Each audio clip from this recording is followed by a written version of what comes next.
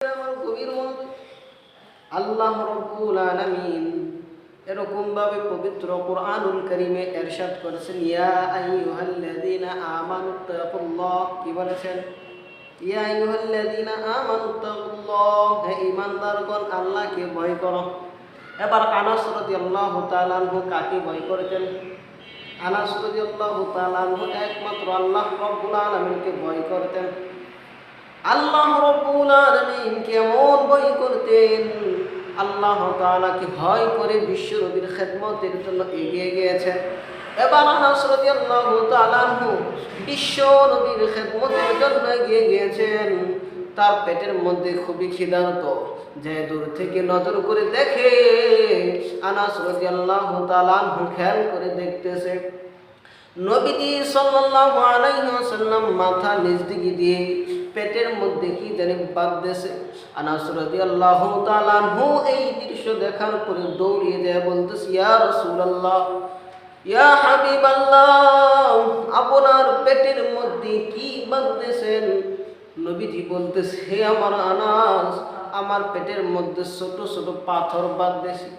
এবার আনাস রাদিয়াল্লাহু তাআলা আনহু বলতেছে, হে আল্লাহর রাসূল, আপনার পেটের মধ্যে কেন ছোট ছোট পাথর বাঁধেন?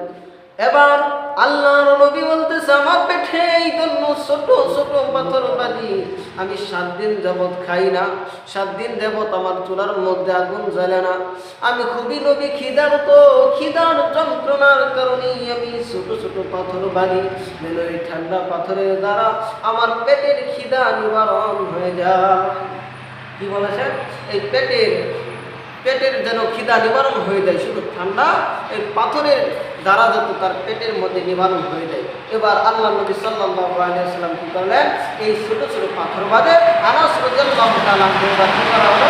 আনাস রাদিয়াল্লাহু করে এবার আনাস রাদিয়াল্লাহু তাআলা আনহু দৌড়ে আবার বাড়িতে চলে গেছে। এবার আনাস রাদিয়াল্লাহু তাআলা আনহু দৌড়ে যেই সময় বাড়িতে যে প্রবাহিত হয়েছেন, বাড়িতে যেই সময় চলে গেছে, তার মাকে দরজার মধ্যে দেখার সাথে সাথে মাকে সালাম, লম্বা একটা সালাম জানাইয়া দৌড়ে রুমের মধ্যে যে শুয়ে পড়লেন। মা নজর করে দেখি আনাস রাদিয়াল্লাহু তাআলা আনহুর পিঠের সাথে লেগে গেছে। মা দৌড়ে যে বলছে, আমার বাবা আনাস, তুমি কি খাও না? এবার বলতেছে, আনাসকে বলতেছে, আনাস তুমি কি খাও না গো?